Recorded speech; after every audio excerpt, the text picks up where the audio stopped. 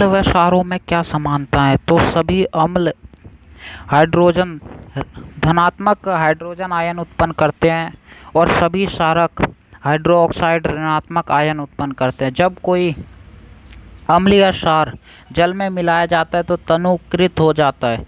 जल में मिलाने पर आयन की सांद्रता H3O धनात्मक या हाइड्रोक्साइड ऋणात्मक प्रति इकाई आयतन की कमी हो जाती है। इसे तनुकरण कहते हैं।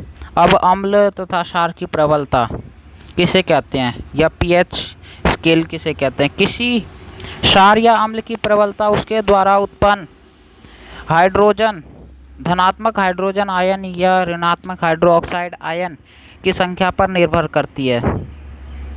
किसी अम्ल या क्षार की प्रबलता हम एक सार्वभौमिक सूचक द्वारा ज्ञात कर सकते हैं। सार्वभौमिक सूचक आप अपनी स्क्रीन पर भी देख सकते हैं, जिसे यूनिवर्सल इंडिकेटर भी बोला जाता है। अनेक सूचकों का यह मिश्रण होता है। यह सूचक किसी विलयन में हाइड्रोजन आयन की विभिन्न सांद्रता को विभिन्न रंगों से प्रदर्शित करते हैं। तो आइए जानते हैं अब पीएच स्केल क्या होता है। तो पीएच स्केल किसी विलयन में उपस्थित धनात्मक हाइड्रोजन आयन की सांद्रता ज्ञात करने के लिए एक स्केल विकसित किया गया, जिसे पीएच स्केल कहते हैं।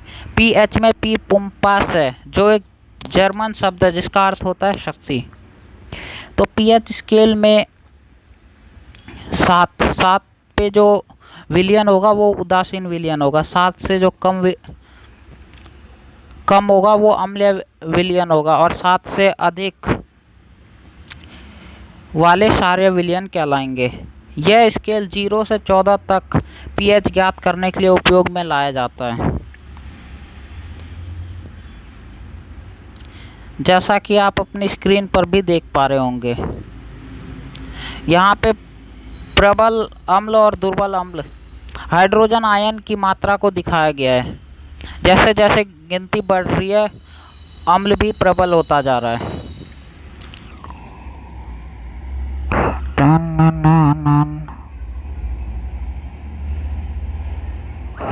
ये आप देख सकते हैं। ऐसे ही क्षार दुर्बल क्षार जो होता है उसमें जैसे जैसे गिनती आगे बढ़ती जा रही है, क्षार भी प्रबल होता जा रहा है।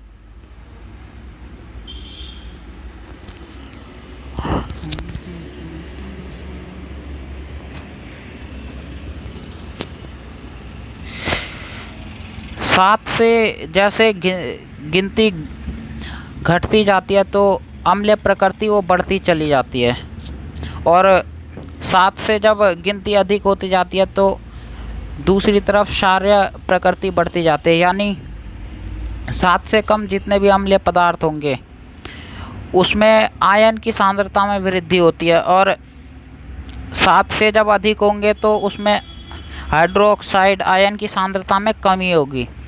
अब जानते हैं कि हमारे दैनिक जीवन में पीएच स्केल का महत्व क्या है। तो पौधे एवं पशु पीएच के प्रति संवेदनशील होते हैं।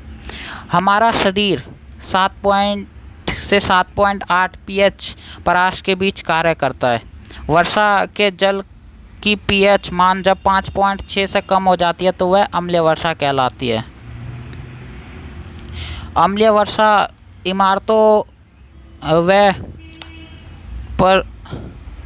पशु पक्षियों के लिए हानिकारक होती है, क्योंकि इसके अंदर कई तरह के अम्लीय पदार्थ होते हैं जो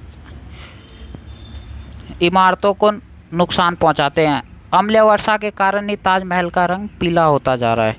अब मिट्टी का पीएच। अच्छी उपज के लिए पौधे को एक विशिष्ट पीएच परास की आवश्यकता होती है। यदि किसी स्थान की मिट्टी का पीएच कम है या अधिक है तो किसान उसमें आवश्यकता अनुसार अम्ल या क्षारीय पदार्थ मिलाते रहते हैं, ताकि पौधा वो अपनी अच्छे से विकास कर सके और अच्छी से अच्छी उपज दे।